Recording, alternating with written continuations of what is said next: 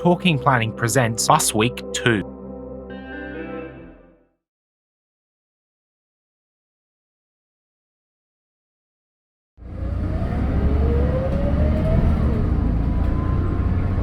In Australia, when you think of route service buses, there are 4 key chassis manufacturers that come to mind: Volvo, Scania, Mercedes and MAN. One brand you don't tend to think about is Renault, unless you're from Canberra. Down there they love the PR100 series of buses, including this PR100.2 and this now retired PR100.3. But fortunately for Queensland-based enthusiasts, there are some Renault buses a little closer to home. The dramatic collapse of the King Brothers Group in 2003 released many near-new buses into the market. King Brothers had a large fleet of Renault and Mercedes buses, which were sold across the country after the collapse. Kangaroo Bus Lines, Hornibrook Bus Lines and Thompsons all bought ex-King Brothers buses.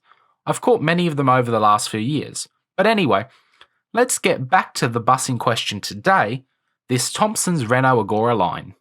Thompsons have kept the quintessential King Brothers pink handrails and grey cloth, a distinctive if rather unusual design.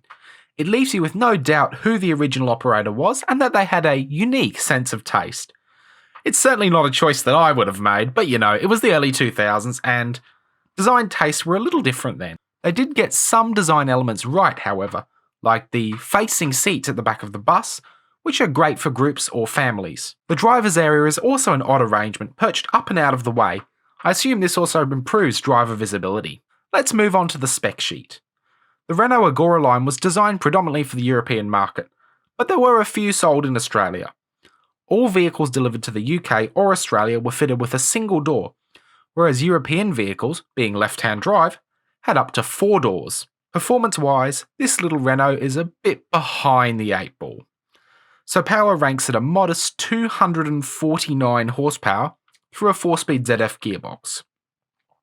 This is fine for around town travel, but on a motorway they really struggle. And given the fact that they often do rail replacement services, this can be a problem. On the plus side, they do have an interesting sound, so let's have a bit of a listen.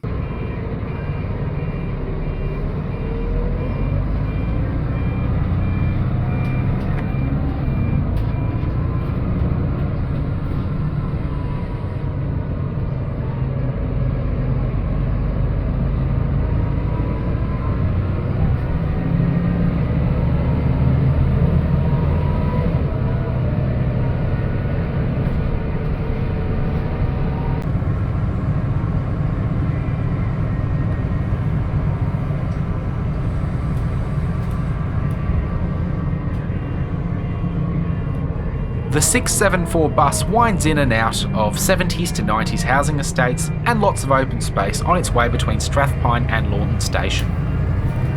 It's worth looking out the window for some varied and interesting views. This bus also goes past the Hornibrook Bus Line's Lawnton Depot, where you can look out the window and see the buses sitting in that depot, many of which are leased from Brisbane Transport. From there it's a short hop across the tracks to Lawton Station, where I got off the bus to start making my way back home. I really enjoyed my ride on this Thompsons Renault, as it's a preserved piece of history which still makes for a decent journey, even if the indicator sounds drive you absolutely mad.